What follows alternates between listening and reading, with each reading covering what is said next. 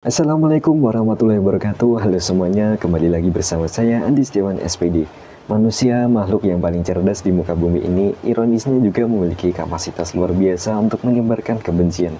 Ujaran kebencian baik yang terlontar secara langsung maupun melalui media sosial seakan menjadi wabah yang sulit untuk dibendung saat ini. Fenomena ini tentu mengundang pertanyaan besar.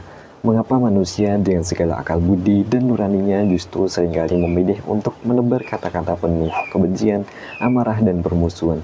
Apakah ini naluri primitif yang sulit untuk dihilangkan, atau adakah faktor-faktor lain yang mendorong manusia untuk berkata kebencian ini?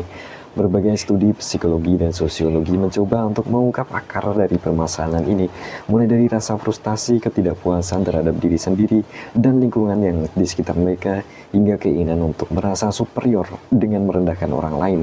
Semuanya dapat menjadi pemicu munculnya ujaran kebencian.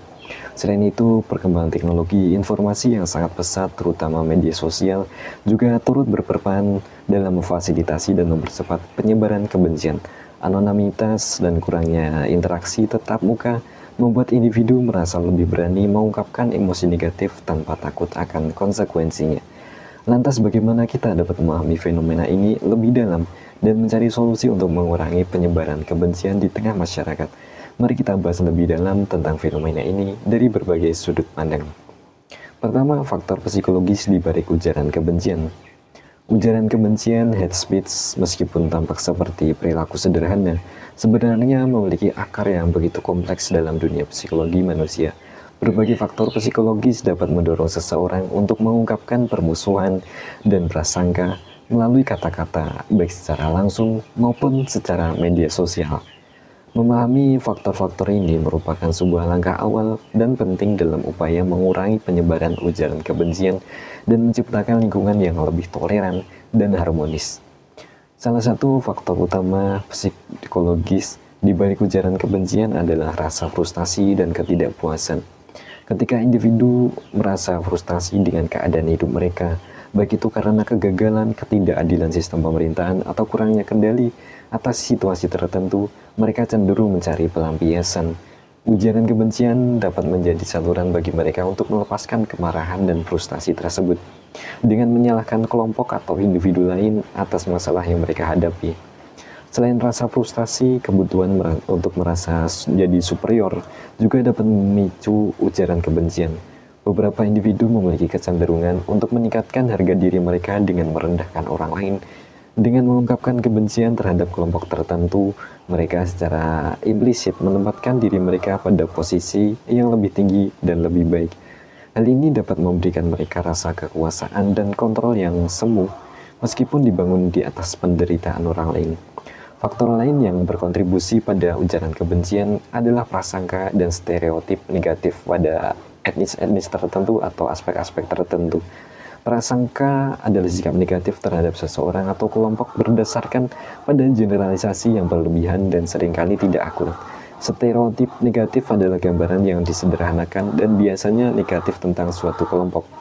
Prasangka dan stereotip ini dapat dipelajari dari lingkungan sosial, keluarga, atau media sosial yang mereka akses. Ketika seseorang memegang prasangka dan stereotip negatif tentang suatu kelompok, mereka cenderung lebih mudah untuk mengungkapkan ujaran kebencian terhadap kelompok tersebut. Kemudian deindividualisasi, yaitu hilangnya identitas individu dan rasa tanggung jawab pribadi dalam kelompok, juga dapat meningkatkan kemungkinan terjadinya ujaran kebencian.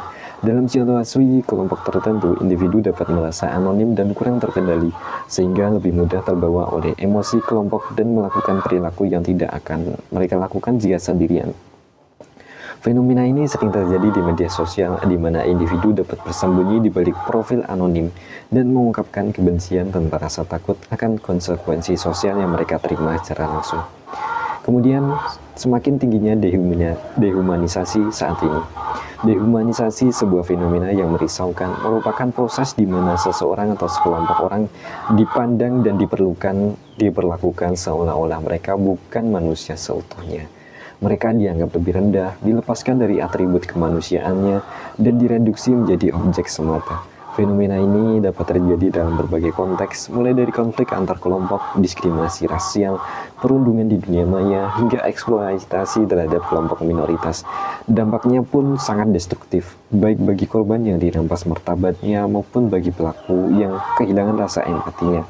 Salah satu faktor mendorong dehumanisasi adalah prasangka dan stereotip negatif terhadap kelompok tertentu.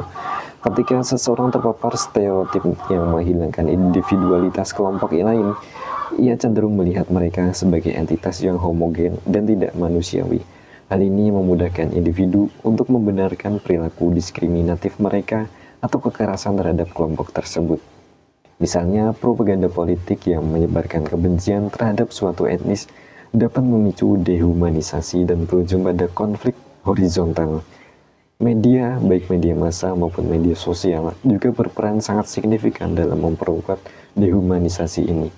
Pemberitaan yang bias dan sensasional dapat menciptakan citra negatif tentang kelompok-kelompok tertentu, sementara ujaran kebencian yang tersebar di media sosial semakin memperkukuh stereotip dan prasangka tersebut. Algoritma media sosial yang cenderung menampilkan informasi sesuai preferensi pengguna juga dapat menciptakan echo chamber, di mana individu hanya terpapar pada pandangan yang sejalan dengan pandangannya, sehingga memperdalam polarisasi dan dehumanisasi ini. Dampak dehumanisasi sangatlah merugikan bagi korban. Dehumanisasi dapat menimbulkan trauma psikologis, kehilangan rasa percaya diri, dan merasa terisolasi dari masyarakat. Dalam skala yang lebih luas, dehumanisasi dapat memicu konflik sosial, kekerasan, bahkan genosida. Sejarah mencatat banyak peristiwa kelam di mana dehumanisasi menjadi akar dari kekejaman massal, seperti Holocaust dan genosida Rwanda. Oleh karena itu, penting bagi kita untuk menyadari bahaya dehumanisasi dan secara aktif melawannya. Kita perlu mempromosikan empati, toleransi, dan penghormatan terhadap martabat manusia. Pendidikan di sini berperan krusial dalam menanamkan nilai-nilai kemanusiaan sejak dini. Sementara media harus bertanggung jawab dalam menyajikan informasi yang berimbang dan tidak hanya mendiskriminasi. Hanya dengan upaya bersama kita dapat mencegah dehumanisasi dan mewujudkan masyarakat yang lebih manusiawi ke depannya. Kesimpulannya di sini adalah dehumanisasi atau perendahan martabat manusia, ujaran kebencian, merupakan fenomena sosial yang sayangnya masih sering terjadi di tengah masyarakat. Salah satu bentuk dehumanisasi yang cukup memprihatinkan adalah dehumanisasi terhadap suatu individu berdasarkan pekerjaan tertentu. Individu dengan pekerjaan tertentu yang seringkali dianggap rendah atau tidak bergengsi cenderung dipandang sebelah mata dan diremehkan, bahkan diperlakukan tidak manusiawi. Fenomena ini dapat diamati pada berbagai profesi seperti pekerja kebersihan, penjual teh, buruh bangunan, pengemis, pengamen, pekerjaan rendah lainnya. Mereka kerap kali dianggap sebagai kelas bawah dalam struktur masyarakat atau beban sosial. Stigma negatif yang melekat pada profesi mereka menyebabkan mereka seringkali mengalami diskriminasi sosial, pelecehan verbal, bahkan kekerasan fisik. Kondisi ini tentu saja sangat memprihatinkan, mengingat setiap individu apapun pekerjaannya selama itu halal berhak untuk diperlakukan dengan hormat dan bermartabat. Dampak dehumanisasi terhadap individu dengan pekerjaan tertentu sangatlah merusak. Mereka mungkin mengalami penurunan harga diri, kehilangan motivasi, dan bisa menarik diri dari pergaulan lingkungan sosial. Lebih jauh lagi, dehumanisasi dapat menimbulkan stres, depresi, gangguan kesehatan mental lainnya, dan dalam jangka panjang hal ini dapat mempengaruhi produktivitas dan kualitas hidup mereka.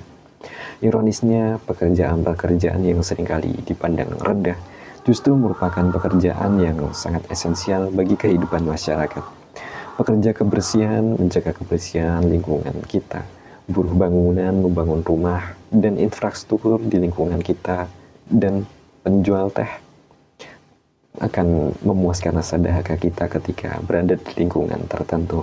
Tanpa mereka, kehidupan kita akan sulit berjalan dengan lancar. Oleh karena itu, sudah seharusnya kita menghilangkan stigma negatif terhadap pekerjaan-pekerjaan tersebut dan memberikan penghargaan yang setimpal kepada para pekerjanya. Mengatasi fenomena dehumanisasi terhadap individu dengan pekerjaan tertentu membutuhkan upaya bersama dari seluruh elemen masyarakat. Kita perlu meningkatkan kesadaran akan pentingnya menghormati setiap individu, hak-haknya, apapun pekerjaannya. Pendidikan, kampanye sosial, dan penegakan hukum yang tegas merupakan beberapa langkah yang dapat diambil untuk mencegah dan menghilangkan dehumanisasi. Mari kita ciptakan masyarakat yang inklusif di mana setiap individu dihargai, diperlakukan dengan adil, dan bermartabat tanpa memandang pekerjaan mereka. Mari kita bersama-sama melawan ujaran kebencian, dehumanisasi, dan menyebarkan pesan positif dan saling menghormati. Bagikan video ini kepada teman-temanmu dan jangan lupa untuk like, subscribe channel ini untuk video menarik lainnya. Sampai jumpa di video selanjutnya. Saya Andi Setiawan SPD. Assalamualaikum warahmatullahi wabarakatuh.